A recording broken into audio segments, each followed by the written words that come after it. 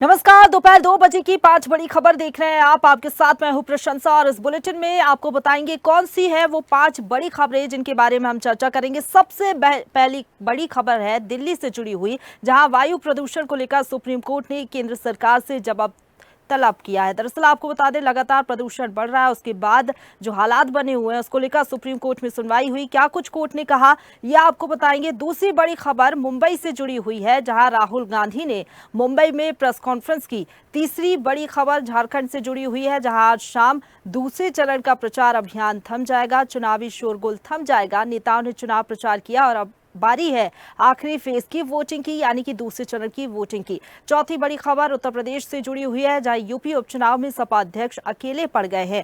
क्यों आखिरकार वो अकेले पड़ गए, किसका साथ उन्हें नहीं मिला, ये भी आपको बताएंगे। लेकिन पांचवी और आखिरी बड़ी खबर की अगर बात करें तो चंडीगढ़ से जुड़ी हुई है, जहां किसानों का प्रदर्शन फिर तेज होगा। कौन कौन इस प्रदर्शन में शामिल होगा, क्या वजह है किसानों के प्रदर्शन के तेज होने की, ये भी आपको बताएंगे।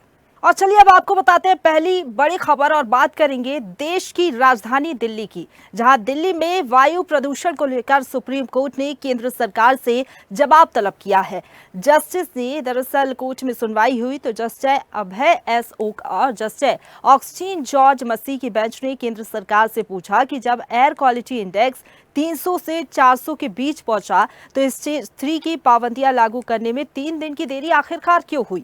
आप हमें गाइडलाइन बताएं कि क्या गाइडलाइंस फॉलो हुई हैं। केंद्र सरकार ने कहा कि अब तो स्टेज 4 की पाबंदियां लागू करने की स्थिति बन गई है। इस पर कोर्ट ने कहा कि दिल्ली सरकार इसे कैसे लागू करेगी, हमें बताएं। हम यहां स्पष्ट कर देते हैं कि आप हमारी इजाजत के बगैर स्टेज 4 से नीचे नहीं आएंगे, यानी कि दिल्ली एनसीआर के कई इलाके प्रभावित है। ऐसे में अब लगातार प्रदूषण बढ़ रहा है, तमाम कोशिशें नाकाम हो रही है। इसलिए सुप्रीम कोर्ट ने जवाब तलब किया था सरकार से और पूछा कि आखिरकार इतनी देरी क्यों हुई ग्रेड 4 लागू करने में। तो दिल्ली की आबोहवा लगातार खराब हो रही है, लोगों को परेशानियों का सामना करना पड़ रहा है। एक तो बढ़ती ठंड, ऊपर से स्मॉग छाया रहता है, धुंध छाई रहती है, जिसके चलते फ्लाइट्स भी प्रभावित हो रही है। कई फ्लाइट्स को डाइवर्ट कर जयपुर पहुंचाना पड़ा। साथ ही साथ लोगों को आवाजाही में परेशानी हो रही है, क्योंकि रोड पर जब गाड़ियां चलती हैं तो धुंध छाई होती है, जिसके चलते धीमी रफ्तार से लोगों को आवाजाही करनी पड़ रही है। दूसरी तरफ अगर बात करें, लोगों को परेशानियों का सामना इसलिए भी करना पड़ रहा है क्योंकि जो सांस संबंधी मरीज हैं उनको सांस लेने में तक दिक्कत हो रही है। हालात ये बने हुए हैं दिल्ली में कि स्कूलों की टाइमिंग में बदलाव हुआ है 10वीं 12वीं की। इसके साथ ही 10वीं 12वीं के जो बच्चे हैं वो स्कूल पहुंच रहे हैं मास्क लगाकर, और बाकी सभी जो क्लासेस है प्राइमरी स्कूल बंद कर दिए गए हैं, ऑनलाइन ही क्लासेस संचालित हो रही हैं। और इसी खबर पर ज्यादा बातचीत के लिए सीधा रुक करेंगे दिल्ली से। हमारे साथ संवाददाता इरफान खान लाइव जुड़ गए हैं। इरफान, लगातार हालात बिगड़ते चले जा रहे हैं दिल्ली में, तमाम कोशिशें सरकार की तरफ से की जाए, दूसरी तरफ सुप्रीम कोर्ट ने जब सुनवाई की तो सख्त लहजे में पूछा कि सरकार ने आखिरकार इतनी देरी क्यों की। क्या कुछ जवाब सरकार की ओर से दिए गए और सुप्रीम कोर्ट ने अपनी सुनवाई में क्या कुछ कहा है? जी हाँ, प्रशंसा, दिल्ली की बात करें तो दिल्ली में वायु प्रदूषण लगातार स्तर बढ़ता जा रहा है। एक्यूआई की बात करें तो दिल्ली में 700 प्लस एक्यूआई नापा गया है इस समय। अब दिल्ली की बात करें तो दिल्ली में जो आबो हवा है वो जहरीली श्रेणी में जा पहुंची है। दिल्ली की जो जनता है उसको काफी समस्याओं का सामना करना पड़ रहा है। आंखों में तेज जलन के साथ सांस लेने में भी घुटन महसूस हो रही है। इसको लेकर सुप्रीम कोर्ट ने भी अब सख्त रवैया इख्तियार किया है। सुप्रीम कोर्ट ने केंद्र सरकार और राज्य सरकार से जवाब तलब किया है। केंद्र सरकार ने कहा है आखिर 300 पार एक्यूआई होने के बाद, 300 से 400 होने के बाद जो है ग्रेड 3 लागू करने में देरी क्यों हुई, इसका जवाब सुप्रीम कोर्ट ने मांगा है। इसके अलावा मैं आपको बता दूं, लेकिन सरकार की तरफ से जितने भी कार्य किए जा रहे हैं प्रदूषण को कंट्रोल करने के लिए, वो फिलहाल सारे फेल साबित होते नजर आ रहे हैं। आज की अगर बात करें तो आज कल रात देर से ही दिल्ली में काले बादल छाए हुए हैं। लोग इसे कोहरा समझने की भूल कर रहे थे, लेकिन ये कोहरा नहीं है। मैं आपको बता दूं, काले बादल है, स्मोक के बादल जो है पूरी दिल्ली में छाए हुए हैं। अब लोगों को समस्याएं बढ़ती जा रही है, कई बीमारियां उत्पन्न होती नजर आ रही है। स्कूलों की बात करें, सरकार ने फिलहाल नर्सरी से 5वीं कक्षा तक के स्कूलों की छुट्टी घोषित की थी, लेकिन अब 10वीं और 12वीं तक के स्कूलों की छुट्टी घोषित कर दी है। इसको लेकर अब ऑक्सीजन की कमी दिल्ली में महसूस होती नजर आ रही है। लोगों को सांस लेने में काफी समस्याएं हो रही है, जिसको लेकर अब सुप्रीम कोर्ट सख्त लहजे में जिनने सरकार से जवाब मांगा है कि आखिर ग्रेड 3 लागू करने में देरी क्यों हुई है, सरकार की तरफ से लापरवाही क्यों बरती गई है। इसको लेकर सरकार फिलहाल अभी मैं आपको बता दूं कि कोई ज्यादा समर्थ नहीं है जवाब देने में, लेकिन दिल्ली के जो हालात है मौजूदा वो लगातार बिगड़ते जा रहे हैं। बिल्कुल इरफान, लेकिन क्या लग रहा है सुप्रीम कोर्ट की इस टिप्पणी के बाद और सरकार से जब जवाब तलब किया गया है तो एक्शन प्लान अब तेज होता हुआ नजर आएगा और हालात कुछ हद तक तो सुधरेंगे? प्रशंसा मैं आपको बता दूं, आज की बात इस समय हम दिल्ली में खड़े हुए हैं। दिल्ली की तरफ अगर मैं आपको दिखाऊं तो दिल्ली में फिलहाल चारों तरफ काले बादल छाए हुए हैं, फॉग नजर आ रही है, धुंध नजर आ रही है, गाड़ियों की रफ्तार धीमी हो गई है। लेकिन इस पर लेकर जिस तरह सुप्रीम कोर्ट ने सख्त लहजे में जवाब मांगा है, सरकार की तरफ से कुछ एक्शन तेज देखने को मिलेगा। लेकिन फिलहाल मैं आपको बता दूं, स्थिति अभी सुधरती 2-4 दिन नजर नहीं आ रही है। बिल्कुल, अभी ग्रैब 4 लागू किया गया है। साफ तौर पर सुप्रीम कोर्ट ने जिस तरीके से कह दिया है कि ग्रैब 4 अभी नहीं हटाया जाएगा, तो क्या लग रहा है कब तक ग्रैब 4 में जो पाबंदियां हैं वो लागू रह सकती हैं और इसमें क्या कुछ पाबंदियां शामिल है दिल्ली वासियों के लिए? इसके साथ ही अन्य राज्यों से दिल्ली एनसीआर के जो इलाके हैं वहां पर किस तरीके से पाबंदियां लागू की जाएंगी? यहाँ पर जिस तरह दिल्ली सरकार ने फिलहाल ग्रेप 4 लागू कर दिया है, ग्रेप 4 में मैं आपको बता दूं, सबसे पहले सरकार ने कंस्ट्रक्शन साइटें और जितने पोल्यूशन जिनसे कारण पोल्यूशन बढ़ता है उन फैक्ट्रियों को फिलहाल रोक दिया गया है, कंस्ट्रक्शन साइटें रोक दी गई हैं। इसके अलावा गाड़ियों की आवाजाही पे रोक लगा दी गई है, डीजल गाड़ियां पूरी तरह से प्रतिबंध लगा दिया गया है दिल्ली में। इसके अलावा पोल्यूशन जांच एजेंसियां जो है वो जांच कर रही है गाड़ियों की आवाजाही पे, छोटे वाहनों या बड़े वाहनों उनका पोल्यूशन चेक किया जा रहा है। पोल्यूशन कंट्रोल करने के लिए सरकार फिलहाल कई कदम उठा रही है। इसके अलावा जुर्माना लगाया गया है, भारी मात्रा में जुर्माना लगाया गया है। पोल्यूशन जिन गाड़ियों में पोल्यूशन पाया जाएगा उन पे जुर्माना लगाया गया। इसके अलावा कंस्ट्रक्शन साइटों पे अगर कोई काम कार्य करता हुआ दिखा गया तो उसके ऊपर जुर्माना लगाया जाएगा फिलहाल। लेकिन दिल्ली की जो बिल्कुल स्थिति इरफान, जिस तरीके से आप बता रहे हैं तमाम पाबंदियां लगाई जाएंगी, शायद उसके बाद कुछ सुधार हो। दिल्ली की आबोहवा जो लगातार खराब हो रही है शायद उसमें कुछ सुधार हो सकता है, एक्यूआई नीचे गिरे, संभावना यही जताई जा रही है। फिलहाल बहुत शुक्रिया आपका हमारे साथ जुड़ने के लिए और अपडेट हम तक पहुंचाने के लिए इरफान। और चलिए आगे बढ़ते हैं, अब बात करेंगे दूसरी बड़ी खबर की। दूसरी बड़ी खबर महाराष्ट्र से जुड़ी हुई है, जहां महाराष्ट्र में विधानसभा चुनाव की वोटिंग से 2 दिन पहले कांग्रेस सांसद राहुल गांधी ने मुंबई में प्रेस कॉन्फ्रेंस की। इसमें उन्होंने मुंबई के धारावी के रेजिडेंटल प्रोजेक्ट को लेकर बीजेपी सरकार की नीति की आलोचना की। उन्होंने एक तिजोरी से 2 पोस्टर निकाले, एक पोस्टर में एक है तो सेफ है लिखा था, वहीं दूसरे पोस्टर की बात करें तो दूसरे पोस्टर में धारावी की तस्वीर लगाई गई थी। राहुल गांधी ने दोनों पोस्टर लहराते हुए कहा कि बीजेपी धारावी की जमीन अडानी को देना चाहती है। एक है तो सेफ है का मतलब है सेफ कौन है? मोदी जी, अडानी जी है। नुकसान किसका होगा? जनता का होगा। नारा उन्होंने दिया है, ये बिल्कुल सही नारा है। राहुल गांधी ने कहा कि महाराष्ट्र का पैसा महाराष्ट्र के लोगों को मिलेगा या एक व्यक्ति को मिलेगा। कई प्रोजेक्ट्स महाराष्ट्र से छीनकर अन्य राज्यों में गए हैं। 7 लाख करोड़ के प्रोजेक्ट्स छीन लिए गए। वहीं महाराष्ट्र की मौजूदा सरकार रोजगार चोरी कर रही है। 5 लाख लोगों को रोजगार नहीं मिला, उनका रोजगार छीन लिया गया है। धारावी का भविष्य सेफ नहीं है, किसी एक के लिए धारावी खत्म किया जा रहा है।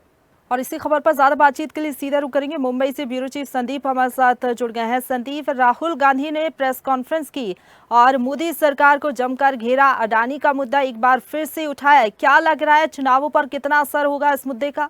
मुंबई का जो धारावी इलाका है वो बड़ा ही प्रोजेक्ट है। वहाँ पर जो है छोटे छोटे व्यापारी है, उन लोग को उन्होंने जो है व्यापार चालू किया था वहाँ पे धारावी।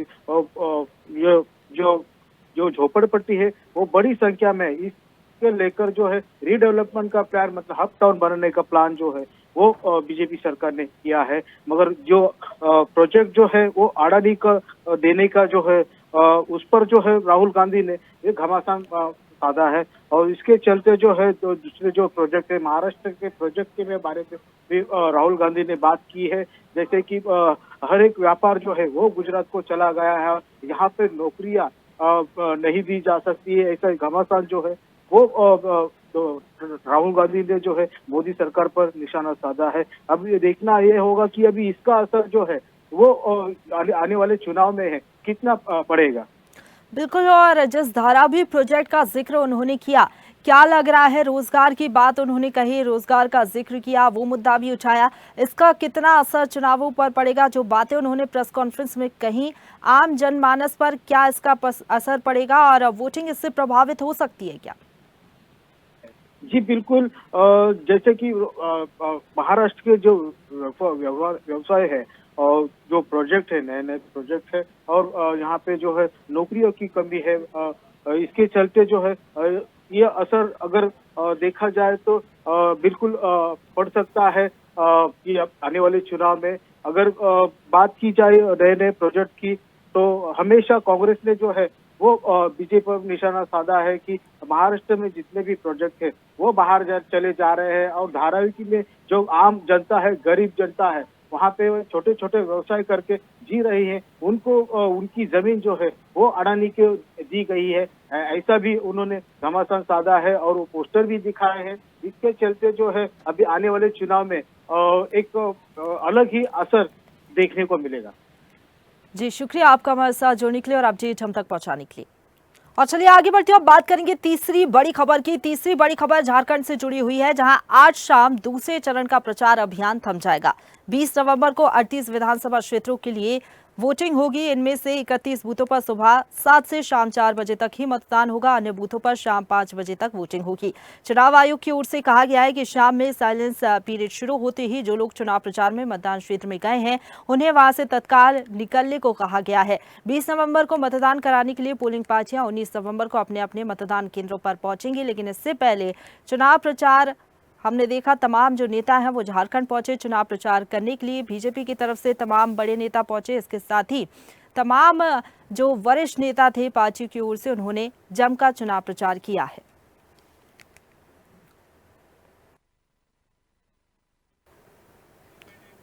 और चलिए आगे बढ़ते हैं, अब बात करेंगे चौथी बड़ी खबर की। उत्तर प्रदेश से जुड़ी हुई ये बड़ी खबर है, जहां उत्तर प्रदेश की 9 सीटों पर हो रहे उपचुनाव में आज चुनाव प्रचार का आखिरी दिन है। समाजवादी पार्टी के अध्यक्ष अखिलेश यादव ने इन सीटों पर सपा की जीत के लिए पूरी ताकत लगाई है, लेकिन हर मंच पर एक साथ होने का दावा करने वाला इंडिया गठबंधन यूपी में दम तोड़ता दिख रहा है। दरअसल आपको बता दें कि अखिलेश यादव जहां भी पहुंच रहे हैं वो अकेले ही पहुंच रहे हैं। यूपी की लड़ाई में सपा अकेले ही दिखाई दे रही है। कांग्रेस का कोई भी बड़ा नेता, चाहे वो प्रदेश अध्यक्ष अजय राय हों या फिर यूपी प्रभारी अविनाश पांडे, सपा के मंच पर दिखाई नहीं दे रही हैं। यूपी के प्रभारी अविनाश पांडे और प्रदेश अध्यक्ष अजय राय केरल की वायनाड सीट पर प्रियंका गांधी के साथ चुनाव प्रचार में जुटे हुए थे।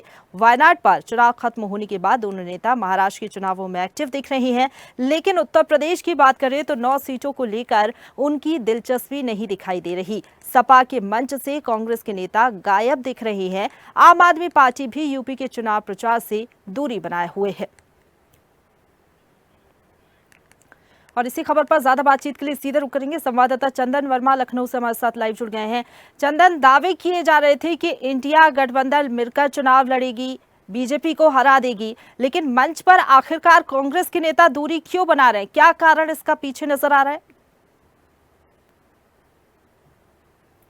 तरह से इंडिया गठबंधन ने एक साथ चुनाव लड़ने का जो संकल्प लिया था, अब वो कहीं ना कहीं संकल्प अब टूटता हुआ नजर आ रहा है। अगर बात की जाए इंडिया गठबंधन में कांग्रेस की, तो कांग्रेस कहीं ना कहीं इस पूरे 9 सीटों पर जो उपचुनाव हो रहा है, चाहे वो जनसभाओं की बात की जाए चाहे रोड शो की बात की जाए, तो वो वहां पर दिखते हुए नहीं नजर आ रहे। हालांकि जो सीएम है, एक्स सीएम है अखिलेश यादव, वो तमाम जनसभाओं को संबोधित कर रहे हैं। तमाम जो जनसभाओं के साथ जो तमाम रोड शो हो रहे हैं, उन रोड शो में शामिल हो रहे हैं और समाजवादी पार्टी के पक्ष में वो वोट मांगते हुए नजर आ रहे हैं। ऐसे में आज आज बात कर ली जाए तो अखिलेश यादव तमाम तरह की जो जनसभाएं हैं, मीरापुर की अगर बात की जाए, मीरापुर सीट पर आज जो अखिलेश यादव हैं वो रोड शो कर रहे हैं, क्योंकि आज प्रचार प्रसार पूरी तरह से थम जाएगा, क्योंकि 20 नवंबर को इस पर 9 सीटों पर मतदान होने, यानी 8 सीटों पर मतदान होने, इसको लेकर तमाम जो दल हैं वो अब रोडों पर उतरे हुए हैं। लेकिन अगर इंडिया गठबंधन की अगर देखिए बात कर ली जाए,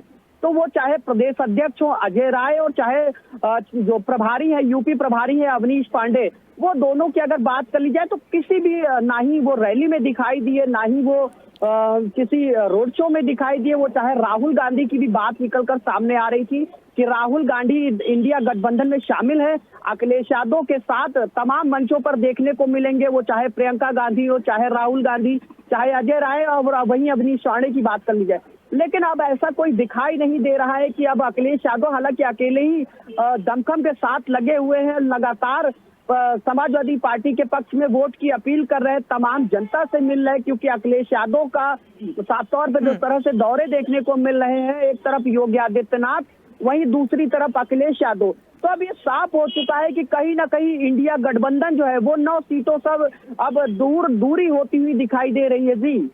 बिल्कुल, अखिलेश यादव अकेले मोर्चा संभाल रहे हैं, लेकिन कांग्रेस के नेता नजर नहीं आ रहे। क्या लग रहा है, इसका वोटिंग पर कुछ असर पड़ सकता है क्या? अखिलेश यादव के अकेले चुनाव प्रचार करने से इसका प्रभाव पड़ेगा? और क्या एक कारण ये भी हो सकता है कि तमाम जो कैंडिडेट्स हैं उपचुनाव की सीटों पर वो सपा के हैं, इसलिए कांग्रेस इसमें दिलचस्पी नहीं ले रही चुनाव प्रचार करने में? बिल्कुल, देखिए 2 सीटों पर कांग्रेस की बात हो रही थी समाजवादी पार्टी से। उन 2 सीटों पर जब सामंजस्य नहीं बैठ पाया तो उन तमाम जो मुद्दे थे उनको लेकर अब कहीं ना कहीं देखिए कांग्रेस किनारी होती हुई दिखाई दे रही है और अखिलेश यादव खुद अब दमखम के साथ लगे हुए हैं। तमाम जो 9 सीटों पर जो उनके प्रत्याशी हैं उनके लिए तमाम जनसभाएं कर रहे हैं, रोड शो कर रहे हैं, रैलियां कर रही हैं, क्योंकि लोकसभा में जिस तरह से परिणाम अखिलेश यादव की जो पार्टी थी समाजवादी पार्टी, वो परिणाम देखने को मिले थे, उसके बाद अब लगातार अखिलेश यादव खुद मंचों पर दिखाई दे रहे हैं, क्योंकि साफ तौर पे इंडिया गठबंधन के साथ बातें कुछ चीजों पे सामंजस्य नहीं बन पाया, जिसको लेकर अब अखिलेश यादव खुद जो है अपना मोर्चा उनके हाथ में है, यानी उनके हाथ में अब व्यवस्थाएं हैं, उनके नेतृत्व में ये चुनाव हो रहा है। तो कहीं ना कहीं अब अखिलेश यादव का ही चेहरा हर मंच पर, हर रोड शो में, हर रैलियों में दिखाई दे रहा है। क्योंकि अगर बात कर ली जाए देखिए कांग्रेस की प्रशंसा तो कांग्रेस यूपी में कहीं नहीं नजर आई, लेकिन केरल के उपचुनाव में देखने को मिली। वायनाड की सीट पर लगातार अवनीश पांडे और जो प्रभारी हैं, अवनीश पांडे कांग्रेस से हैं और अजय राय है प्रदेश अध्यक्ष, वो तमाम लोग उस वायनाड चुनाव में देखने को मिले। लेकिन वो वहां का जब चुनाव खत्म हुआ उसके बाद महाराष्ट्र और झारखंड में भी देखने को मिले, लेकिन 9 सीटों पर जो उपचुनाव है उत्तर प्रदेश में, उन तमाम सीटों से अब किनारा काटते हुए नजर आ रहे। यही वजह है कि अखिलेश यादव अब खुद अकेले मोर्चा संभाले हुए और हर मंचों से वो खुद चिल्लाकर जो जनसभा है उनको संबोधित कर रहे हैं, साथ ही साथ जनसभा के साथ ही रोड शो भी कर रहे हैं। तो ये अब देखिए ये खास और ये क्लियर हो चुका है कि अब जो कांग्रेस है वो कहीं ना कहीं किनारे होती हुई दिखाई दे रही। यही वजह है कि अखिलेश यादव अब खुद अकेले मंचों पर दिखाई दे रहे हैं जी। बिल्कुल चंदन, लेकिन हमने देखा था लोकसभा चुनाव में जब एक साथ मिलकर इंडिया गठबंधन ने चुनाव लड़ा था तो बीजेपी को कई सीटों पर नुकसान हुआ था। लेकिन इस बार जिन सीटों पर बाय इलेक्शंस हो रहे हैं वहां पर अगर अखिलेश यादव अकेले पहुंचते हैं चुनाव प्रचार करने के लिए, तो हालांकि इस बार अलग स्थिति है क्योंकि ये उपचुनाव हो रहे हैं और जिन सीटों पर उपचुनाव हो रहा है वहां पर ज्यादातर समाजवादी पार्टी पहले जीती है। तो क्या लग रहा है इसका कोई असर नहीं पड़ेगा, कांग्रेस का साथ मिले या ना मिले समाजवादी पार्टी को? बिल्कुल, देखिए उत्तर प्रदेश में लगातार जिस तरह से समाजवादी पार्टी का जो जनाधार है वो बढ़ता हुआ लोकसभा चुनाव में दिखा था और अब 9 सीटों पर उपचुनाव है और जो इंडिया गठबंधन में शामिल है कांग्रेस, वो कहीं ना कहीं किनारा काटते हुए नजर आ रही। तो देखिए 9 सीटों पर चुनाव है, उसका खासा असर देखने को मिलेगा, क्योंकि भारतीय जनता पार्टी भी चुनौती बनकर खड़ी हुई है और भारतीय जनता पार्टी भी लगातार योगी आदित्यनाथ के नेतृत्व में जनसभाएं कर रही है, रोड शो कर रही है। तो ये तो अब देखिए क्लियर हो चुका है, क्योंकि भारतीय जनता पार्टी के लिए समाजवादी पार्टी आमने सामने की टक्कर है और ये का प्रयास ऐसा लगाया जा रहा है। ये देखने वाली बात होगी कि जो 9 सीटों पर उपचुनाव हो रहे हैं, तारीखें करीब आ चुकी है, आज से प्रचार प्रसार पूरी तरह से बंद कर दिया जाएगा। 2 दिन बाद यानी 20 नवंबर को मतदान होंगे और मतदान होने के बाद उसके नतीजे क्या आते हैं ये देखने वाली बड़ी बात होगी। प्रशंसा बिल्कुल, धुआंधार चुनाव प्रचार तो हो चुका है और अखिलेश यादव खुद मोर्चा संभाले हुए, इसका कितना असर होता है, क्या नुकसान होता है कांग्रेस की दूरी से या नहीं। फिलहाल बहुत शुक्रिया आपका हमारे साथ जुड़ने के लिए और तमाम जानकारी हम तक पहुंचाने के लिए। और